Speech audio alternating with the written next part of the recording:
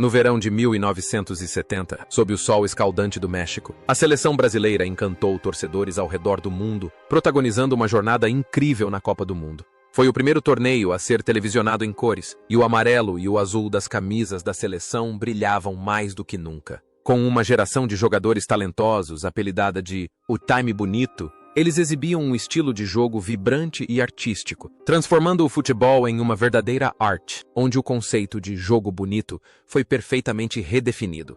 Eles não apenas alcançaram o sucesso máximo da Copa Jules Rimet, como também se tornaram parte inesquecível da memória de toda a humanidade. Mas por trás daqueles momentos gloriosos em campo, havia jogadores com destinos muito diferentes. Mais de 50 anos se passaram, e o tempo deixou marcas distintas em suas vidas. Alguns se tornaram reis, outros médicos, alguns viveram isolados, e outros tiveram suas trajetórias interrompidas por tragédias repentinas. Vamos relembrar os altos e baixos dos jogadores que compuseram a alma daquela geração de ouro. Pelé Edson Arantes do Nascimento, aos 29 anos, assumiu o papel de atacante e meia-atacante na seleção brasileira de 1970. Após o trauma da Copa do Mundo de 1966, ele retornou com a maturidade, a coragem e a influência de um verdadeiro mestre. Já não corria tanto quanto na juventude, mas cada toque na bola criava oportunidades claras. Cada passe era decisivo, com 4 gols e uma série de assistências, especialmente o passe olhos nas costas para Carlos Alberto na final. Pelé provou ser a alma, o maior maestro do Brasil de 1970. Inteligente, sofisticado e superior em classe. Longe dos holofotes do México, a carreira e a vida de Pelé continuaram sendo uma série de eventos globais. Ele não apenas jogou futebol, ele o levou a novas terras. Sua transferência para o New York Cosmos na década de 1970 plantou as sementes do amor pelo futebol nos Estados Unidos. Após se aposentar, o rei do futebol tornou-se embaixador da boa vontade, ministro do esporte do Brasil e o rosto de inúmeras marcas. Ele viveu uma vida sempre sob os holofotes, ocupado com atividades sociais e preservando seu próprio legado. Apesar de muitos casamentos e problemas de saúde e familiares, ele sempre manteve seu sorriso radiante, característico, um símbolo da alegria do futebol. Vale a pena refletir sobre a semelhança entre Pelé dentro e fora de campo. Dentro de campo, ele era o centro das atenções em todas as jogadas. Fora de campo, ele era o centro das atenções do mundo todo. Ele nasceu para ser uma estrela que jamais se apagaria. Um homem que carregava as expectativas de uma nação inteira. No entanto, a jornada de um rei também chega ao fim. Após muitos anos lutando contra o câncer, em 29 de dezembro de 2022, o rei do futebol, Pelé, faleceu aos 82 anos. Sua morte comoveu o mundo inteiro, mas seu legado é imortal. Ele não era apenas um jogador, ele era o próprio futebol.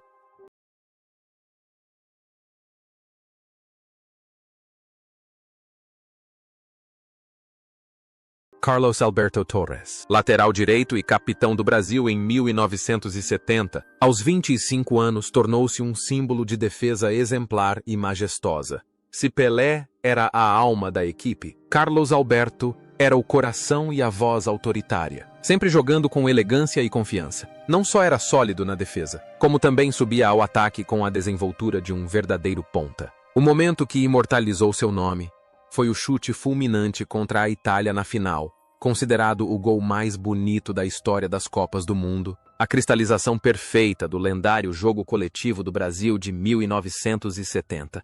Após o auge de sua carreira, em 1970, Carlos Alberto continuou a desfrutar de sucesso com o Santos e, mais tarde, reencontrou Pelé no New York Cosmos. Ao se aposentar, dedicou-se à carreira de treinador e obteve algum sucesso, levando o Flamengo ao campeonato nacional. Também se tornou um comentarista perspicaz, conhecido por sua personalidade franca e combativa, assim como sua atuação em campo. Sua vida esteve ligada ao futebol até o último momento, sempre um líder espiritual para as gerações mais jovens. A imagem de La Capita em campo surgiu em sua vida de uma forma peculiar. Ele sempre foi um líder, uma pessoa que ousava falar, agir e exigir a perfeição.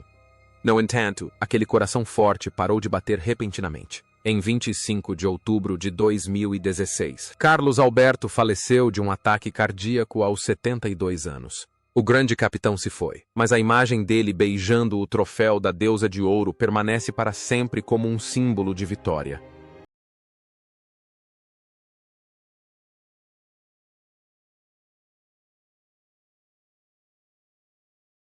Jairzinho, Jair Ventura Filho, aos 25 anos, era um símbolo de força e explosão na seleção brasileira na Copa do Mundo de 1970. Apelidado de A Tempestade, ele estabeleceu um recorde inédito ao marcar em todas as partidas que o Brasil disputou, com um total de 7 gols em 6 jogos. Dotado de velocidade assustadora e força física de sobra, Jairzinho era como um tanque varrendo a ala direita, pressionando constantemente e aterrorizando todas as defesas adversárias. Após aquele torneio que marcou sua vida, Jairzinho continuou sua trajetória por diversos clubes na França, Venezuela e Bolívia. Depois de se aposentar, sua contribuição foi ainda maior que a de gols.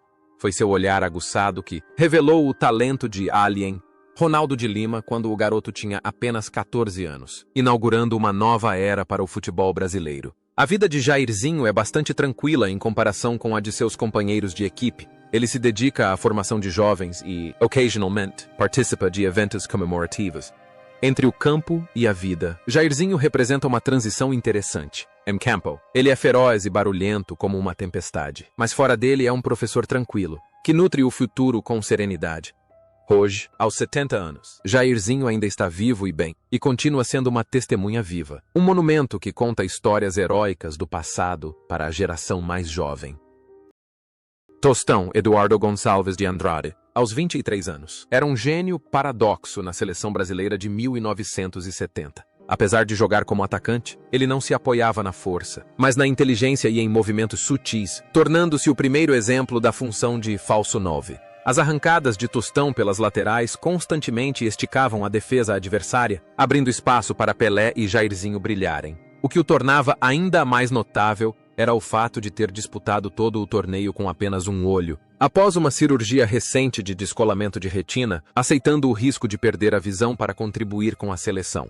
A tragédia e a fortuna de Tostão chegaram cedo, apenas 3 anos após a glória na Copa do Mundo. Aos 26 anos, ele foi forçado a se aposentar devido a uma lesão ocular recorrente. Mas foi nesse momento que ele escreveu outra história extraordinária. Tostão ingressou na faculdade de medicina, tornou-se médico e viveu recluso, rejeitando os holofotes do futebol por décadas. Mais tarde, retornou como um dos comentaristas e jornalistas de futebol mais perspicazes e intelectuais do Brasil. A conexão entre seu papel em campo e sua vida é clara. Sabedoria. Em campo, ele usa a mente para jogar futebol, e fora de campo, usa a mente para curar e escrever. Hoje, Tostão desfruta de sua velhice, respeitado não apenas como uma lenda do futebol, mas também como um grande intelectual, um filósofo do futebol de mente afiada. Roberto Rivellino, aos 24 anos, era a fonte de potência e brilho na lateral esquerda do Brasil de 1970. Dono de um pé esquerdo, atômico, e do famoso drible elástico, sempre criava oportunidades com cobranças de falta potentes e passes longos precisos, milimetricamente colocados. A imagem do bigode espesso e o estilo de jogo técnico característico fizeram de Rivellino um símbolo especial da geração de ouro de 1970 e até mesmo uma fonte de inspiração para o próprio Diego Maradona mais tarde. A carreira de Rivellino continuou a florescer após 1970 no Corinthians e no Fluminense, antes de se mudar para a Arábia Saudita para se aposentar, onde era considerado um santo do futebol.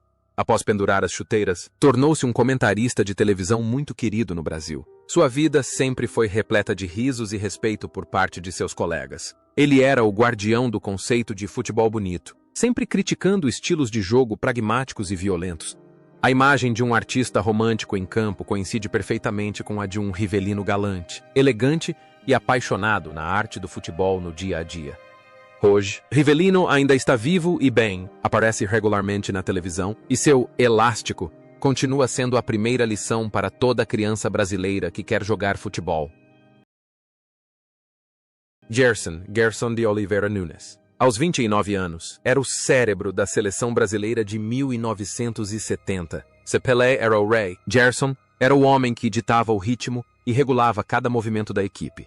Dono de uma tenaz perna esquerda e de uma habilidade magistral para controlar o jogo, ele decidia quando o Brasil deveria atacar ou defender. O gol de Gerson, que garantiu a vitória por 2-1 na final, tornou-se o ponto de virada decisivo. Um chute de longa distância frio e preciso, que demonstrou sua influência crucial no jogo da equipe. Após o auge de sua carreira, Gerson continuou sendo técnico de meio-campo em clubes brasileiros. No entanto, sua vida também foi marcada por uma famosa polêmica no Brasil, conhecida como Lei Gerson, originada de um comercial de cigarros do qual participou, com a mensagem de que era comum usar atalhos para obter benefícios. Ele levou muitos anos para explicar que sempre defendeu a integridade. Após se aposentar dos gramados, tornou-se um famoso comentarista de rádio e sua voz clara e personalidade direta ainda controlam os programas, assim como controlava as partidas. Um cérebro em campo e uma língua afiada no rádio, Gerson sempre foi de controlar o jogo à sua maneira. Atualmente, Gerson ainda reside no Rio de Janeiro, e embora sua saúde tenha se deteriorado com a idade, o espírito combativo e a perspicácia do pé esquerdo de ouro jamais se apagaram.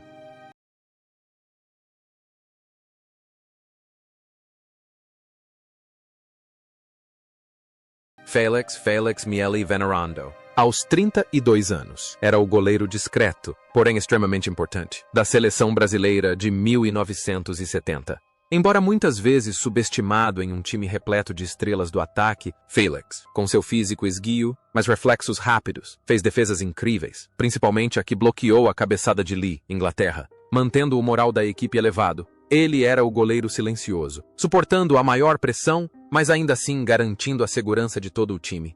Após a Copa do Mundo, Félix não era tão requisitado quanto seus companheiros de equipe. Ele se aposentou e levou uma vida bastante difícil, trabalhando como vendedor e diretor comercial para se sustentar. Sempre carregou uma tristeza no coração por sentir que seus esforços não foram devidamente reconhecidos. No entanto, continuou sendo um pai e marido dedicado, vivendo uma vida honesta e simples. O destino de Félix parece ser o oposto da glória dos campos de futebol. Um campeão mundial lutando para sobreviver. Um herói silencioso, sempre em busca de reconhecimento. Mas essa luta chegou ao fim. Félix faleceu em 24 de agosto de 2012, vítima de enfisema. Sua morte finalmente fez com que os brasileiros reconhecessem e honrassem o verdadeiro valor das mãos que um dia sustentaram o sonho da Copa do Mundo.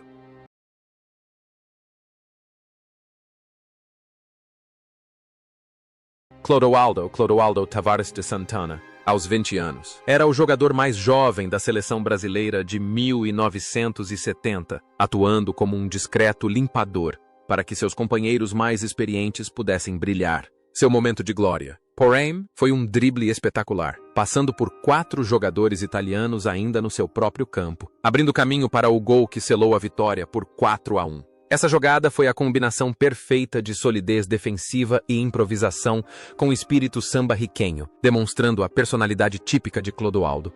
Clodoaldo passou toda a sua carreira no Santos. Após se aposentar, continuou contribuindo para a equipe como dirigente e diretor técnico. Levou uma vida estável, longe de escândalos, e era respeitado como um cavalheiro do futebol. A serenidade e a segurança que Clodoaldo demonstrava em campo aos 20 anos de idade refletiram-se em sua vida. Uma carreira e um estilo de vida sólidos, leais e confiáveis. Hoje, Clodoaldo continua sendo uma figura proeminente em Santos, um símbolo de lealdade e devoção. Everaldo Marques de Silva, aos 25 anos, era um lateral esquerdo sólido e confiável para o Brasil em 1970, equilibrando o jogo ofensivo de Carlos Alberto na lateral oposta. Seu estilo de jogo era simples, porém intenso e extremamente eficaz, proporcionando estabilidade à defesa. A estrela de ouro no escudo do Grêmio hoje é uma homenagem a Everaldo, o primeiro campeão mundial do clube. Everaldo estava no auge de sua carreira, considerado o melhor lateral esquerdo do Brasil na época, e havia iniciado sua trajetória política numa tentativa de ajudar a comunidade carente onde nasceu. Seu futuro parecia promissor, tanto em termos de fama no esporte quanto de prestígio social. A solidez em campo promete uma vida sólida. No entanto, a tragédia o atingiu de forma brutal. Em 27 de outubro de 1974, quando seu carro se envolveu em um terrível acidente, Everaldo morreu instantaneamente, juntamente com sua esposa e filha. Ele faleceu aos 30 anos, deixando um mundo em estado de choque. A estrela se apagou no auge de seu brilho, deixando uma dor inconsolável nos corações dos torcedores do Grêmio e dos brasileiros. Hércules Brito Ruas, de 30 anos, era um zagueiro sólido e considerado a rocha do Brasil de 1970. Com um estilo de jogo forte e físico, Brito assumia as tarefas difíceis e agressivas que eram essenciais para conter o adversário em uma equipe repleta de artistas. Era ele quem fazia o trabalho feio, mas importante, permitindo que seus companheiros brilhassem em campo. Após se aposentar, Brito recolheu-se a uma vida bastante privada. Não participava muito da mídia ou de treinamentos de alto nível, mas optou por viver uma vida simples no Rio de Janeiro. Estava satisfeito com o que havia contribuído e raramente aparecia em público. Sua dureza e frieza em campo parecem refletir sua maneira de lidar com a fama, deixando-a decisivamente para trás em busca da paz. Atualmente, Brito ainda vive uma velhice tranquila, sendo uma das últimas testemunhas vivas da antiga linha de defesa de aço. Wilson Piazza, aos 27 anos, era meio-campista, mas sacrificou sua posição para jogar como zagueiro na Copa do Mundo de 1970, pelo bem da seleção brasileira. Sua adaptabilidade e sacrifício ajudaram o Brasil a ter uma defesa sólida, que também era eficiente no jogo de pés, tornando-se um ponto de partida eficaz para ataques desde a defesa. Após sua brilhante carreira no Cruzeiro, Piazza tornou-se um ativista social atuante. Entrou para a política, chegando a ser presidente do Sindicato dos Jogadores de Futebol Profissionais, lutando pelos direitos e pensões dos ex-jogadores. Ele foi a voz de seus colegas menos favorecidos. A pessoa que sabe se sacrificar em campo se torna defensora dos direitos dos outros na vida real. Hoje, Piazza continua sendo uma figura respeitada na gestão esportiva brasileira. Paulo César Caju, aos 20 anos, era um reserva estratégico para o Brasil em 1970, capaz de ocupar qualquer posição no ataque. Com técnica apurada e um estilo de jogo improvisado, por vezes ousado, ele trazia um sopro de ar fresco e mudança para a equipe sempre que entrava em campo. A vida de Caju se tornou uma montanha-russa depois disso. Ele conquistou muitos títulos, mas também mergulhou em uma espiral de dependência de drogas e álcool, o que o levou a vender sua medalha de ouro da Copa do Mundo e uma réplica da taça Jules Rimet para pagar dívidas. Ele teve uma longa luta para se reencontrar. Sua impulsividade em campo se transformou em perda de controle na vida real, levando-o ao abismo, antes que ele conseguisse encontrar o caminho de volta. Hoje, após se recuperar com o sucesso do vício, Paulo César tornou-se comentarista e exemplo para jovens, vivendo uma vida mais tranquila e encontrando a paz. José de Anchieta Fontana, aos 29 anos, era zagueiro reserva da seleção brasileira de 1970, conhecido por seu estilo de jogo forte e aguerrido, e por sua coragem nas divididas. Embora tenha jogado apenas uma partida, foi um membro importante da equipe brasileira, ajudando a manter a estabilidade e o equilíbrio.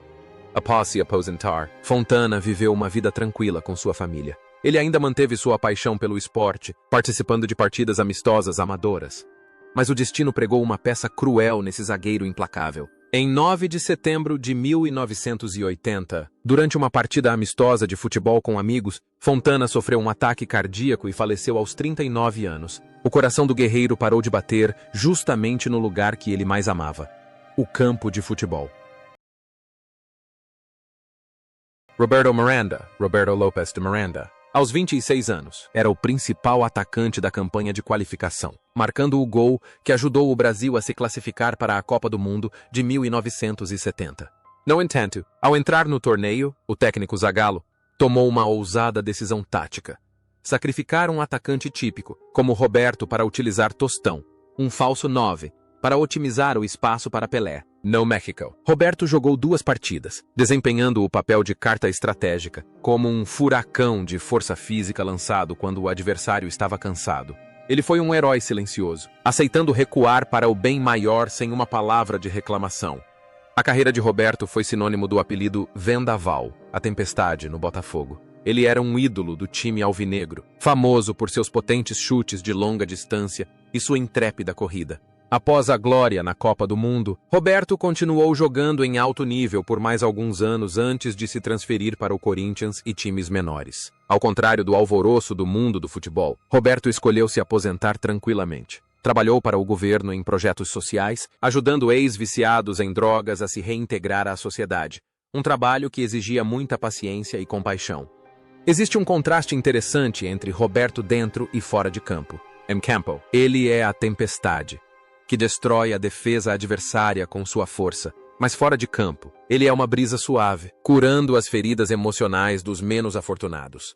Hoje, Roberto Miranda vive uma vida tranquila, longe dos holofotes. Ele ainda é reverenciado pelos torcedores do Botafogo como uma lenda viva, um testemunho do grande sacrifício da geração de ouro.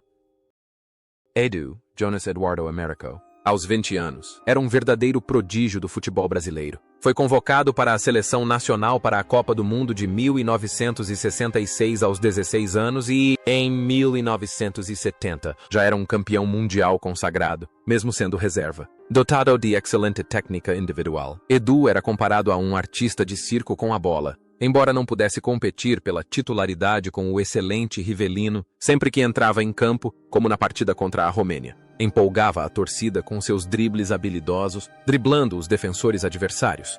Como o verdadeiro discípulo de Pelé no Santos, a carreira de Edu foi brilhante com as cores do clube. Ele dedicou quase toda a sua juventude ao Santos, conquistando inúmeros títulos nacionais. Depois de pendurar as chuteiras, Edu nunca se afastou da bola. Abriu escolas de futebol, organizou acampamentos de verão internacionais e ensinou o espírito do jogo bonito para crianças ao redor do mundo. Ele sempre manteve um sorriso radiante e uma personalidade vibrante, assim como o jovem que costumava driblar na ponta. A conexão entre Edu, o jogador, e Edu, na vida real, é a alegria. Em campo, ele joga futebol para encontrar alegria. Fora de campo, ele usa o futebol para levar alegria às crianças. Hoje, Edu continua saudável e ativo. Ele participa regularmente de jogos beneficentes pela seleção brasileira de veteranos e aquelas pernas mágicas parecem não ter nenhuma vontade de descansar. Dada Maravilha, Dario José dos Santos, aos 24 anos, é uma figura única na história do futebol brasileiro. Ele não possui a técnica superlativa de Pelé ou Tostão, e é até criticado por ser desajeitado, mas tem uma arma mortal: a capacidade de saltar e parar no ar como um helicóptero. Ele mesmo certa vez declarou com orgulho: só existem 3 coisas que conseguem parar no ar: beija-flores, helicópteros e Dadá. Na Copa do Mundo de 1970, Dadá não jogou um único minuto, mas sua presença trouxe uma energia positiva infinita, graças à sua personalidade bem-humorada e otimista. Após o torneio, Dadá se tornou um artilheiro lendário do Atlético Mineiro e do futebol brasileiro em geral, marcando mais de 900 gols em sua carreira. Ele era conhecido por suas declarações extravagantes, comemorações excêntricas e um charme autoconfiante. Depois de se aposentar, Dadá usou sua eloquência para se tornar comentarista de TV e uma estrela do entretenimento muito requisitada, transformando sua vida em um palco de comédia onde era um ator principal adorado. A imagem de um Dadá flutuante e barulhento em campo se aplica perfeitamente à sua vida. Ele vive uma vida liberal e brilhante e sempre sabe como fazer com que os outros mencionem seu nome.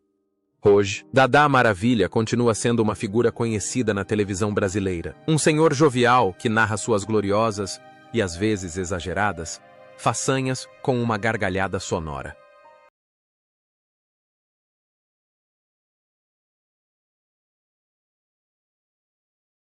Emerson Leão, aos 20 anos, era o goleiro mais jovem do Brasil e reserva de Félix na Copa do Mundo de 1970. Embora não tenha jogado um único minuto no México, treinar com as lendas o ajudou a se tornar um dos maiores goleiros da história do futebol brasileiro. Leão era conhecido por seu estilo destemido de desarme, reflexos felinos e temperamento explosivo, acompanhados de uma disciplina de ferro.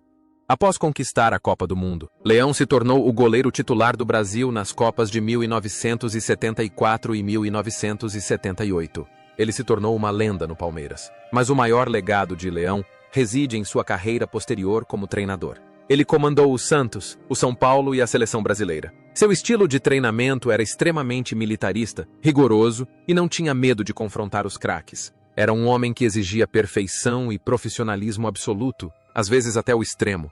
A ferocidade latente do jovem goleiro em 1970 explodiu em uma personalidade espinhosa na vida real. Leão era sempre o responsável, um general difícil que sempre queria controlar tudo ao seu alcance.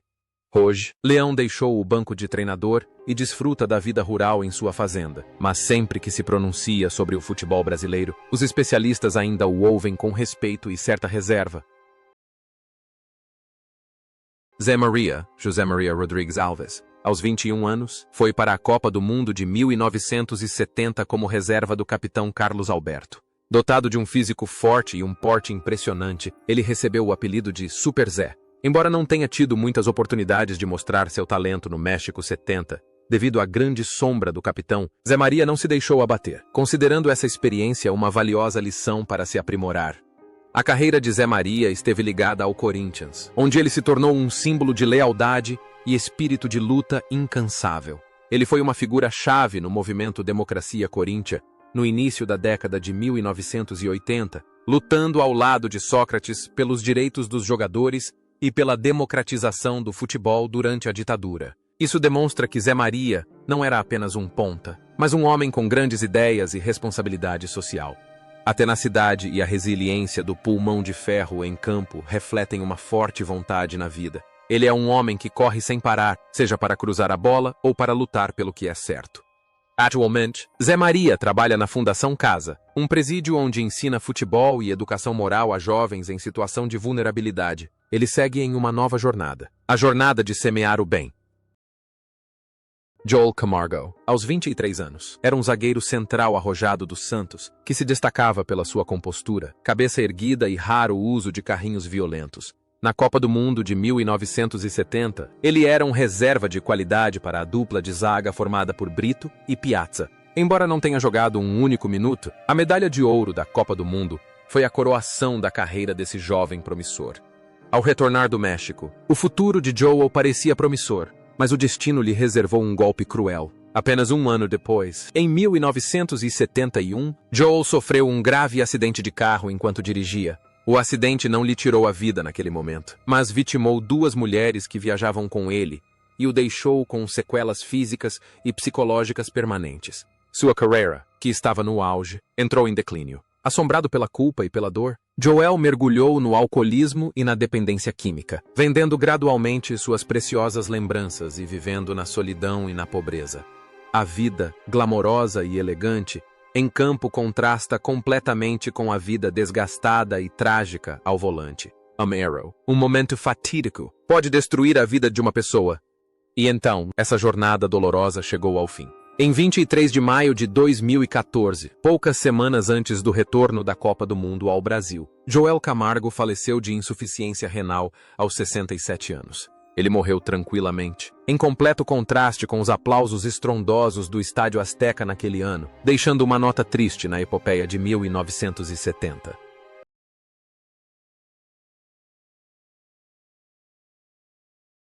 Ado Eduardo Roberto Stingen, aos 23 anos, era o terceiro goleiro da seleção brasileira na Copa do Mundo de 1970, um jovem do Corinthians com um rosto bonito e um estilo moderno de defesa. Sua convocação para a seleção foi um importante reconhecimento de seu talento. Embora tenha atuado apenas como reserva e não tenha entrado em campo, a experiência adquirida nessa viagem histórica foi inestimável para a carreira de Ado.